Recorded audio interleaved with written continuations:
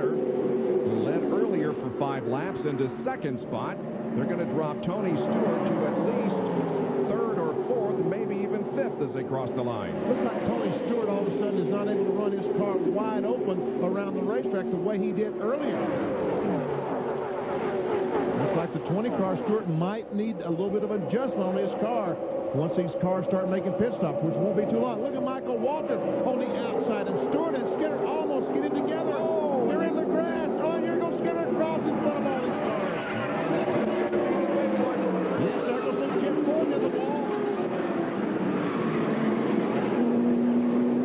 Chad Little, Rusty Wallace.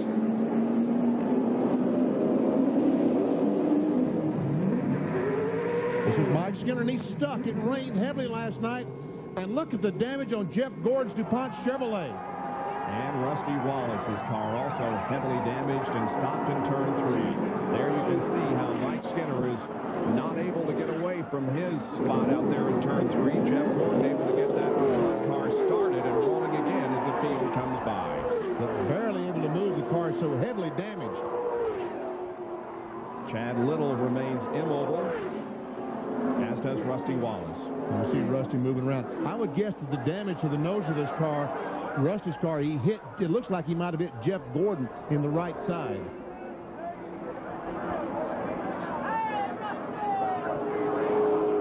And Brett Bodine is also involved in the crash. He climbs out uninjured, but a very badly damaged race car. And Ernie Irvan is also assisted from his M&M's car.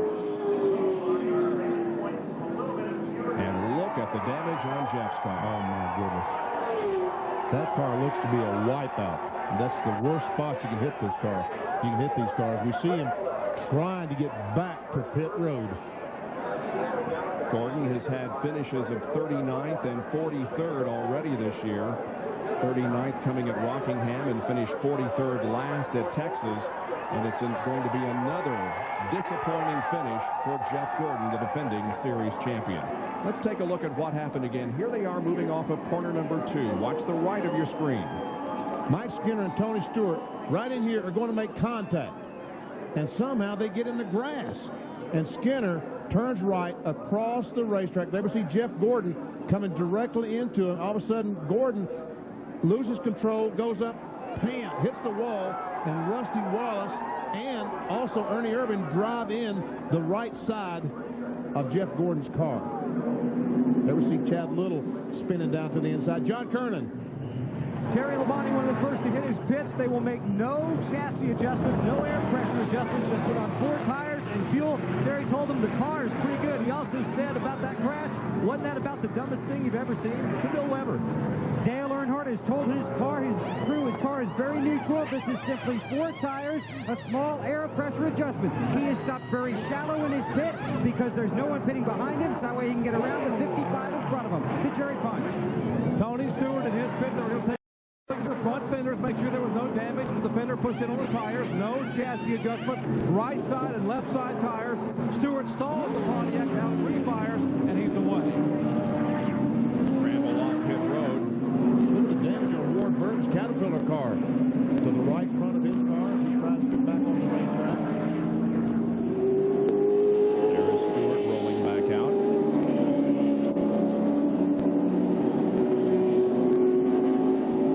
And now they will assess the damage to these cars that have been involved in the accident up in turn number 3. Actually, down the backstretch is where it all started. There's the Pennzoil copper cam. There you see I think a little bit of contact between Stewart and Skinner, not allowing Skinner to get back on the racetrack and get on the dirt and spin. Look at Jeff Burton, the points leader. How close did he come to Skinner as he went by?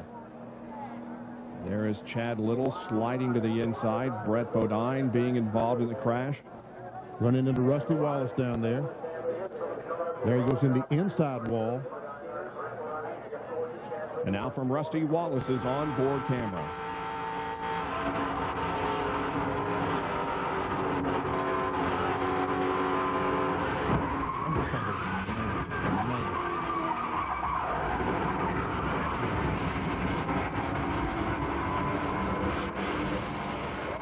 That's what it's like to crash at 190 miles an hour. Now this is Mike Skinner. And he knows he's in trouble when you get on the grass. He comes up the racetrack, and that causes everybody else to hit the brakes, lose control, and causes a multi-car crash here at Talladega. Back to Talladega. We are still under caution. The debris still being cleaned up at the end of the backstretch where we had a multi-car accident involving, among others, Jeff Gordon. John Kernan. And Jeff Gordon's Rainbow Warriors are working feverishly on the car, trying to get it out onto the racetrack. Jeff, when something happens in front of you, you have no time to react, do you? Well, you've got some time, but there's not a whole lot of options as to what you can do. I saw Skinner and the 20 get down in the grass. I knew it was only time, you know. They just keep running guys lower and lower, and, you know, he started to come back up, and I saw him, and I didn't know exactly what to do. I was trying to get on the brakes, and I saw a small hole, and I tried to go for it, and it just closed up, and the car turned around. The last thing you ever want to happen, turn right in front of traffic going that fast. So we torqued the race car pretty good. It's unfortunate, but I think we can get it at least back out there. But, you know, man, we're not having too great of luck this year, but, you know, that's what it takes to win a championship. You can't be caught up in things like that. You've got to have things going your way. You got to have your engine blown up before they start the race, and then get it fixed and get back out there, you know what I mean? Well, it's good to see Jeff Gordon is okay and still has his sense of humor, but the crew has a lot of work to do. As do several other teams to get their cars repaired and back into competition. Well, this is what happened. The caution flying on lap 49. They were seeing a low star, Mike Skinner and Tony Stewart. Those two cars getting together, they get on the grass. And it rained last night, that grass, even bent. There's no way now we see Jeff Gordon going across the racetrack in front of traffic, and Skinner spins down. There we see Chad Little, the 97 car John Deere, mowing some grass. Now, from the helicopter, here's the two cars in question. Skinner's in front and Tony Stewart in the back. We see Tony Stewart, maybe he should have used some of that patience there and let Skinner go. But Skinner is blocking. The groove is way up on the top of the racetrack. Skinner's way down there trying to block the move of Tony Stewart. That's the way of life at Talladega, is blocking, but it sure can cause some problems. There you see Chad Little sliding up the racetrack and pinning Brett Bodine against the outside wall.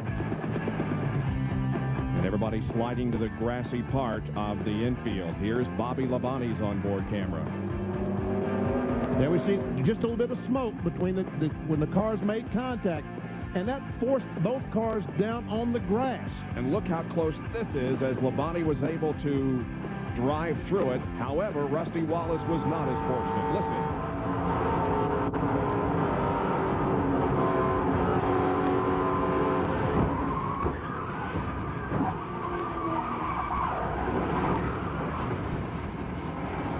He hit wide open. I mean, he basically never got to back off the gas. Watch Sterling Marlin. See what happens to him as he goes through the crash. Now, he's already backed off. But his spotter is really on the ball. He has already backed off.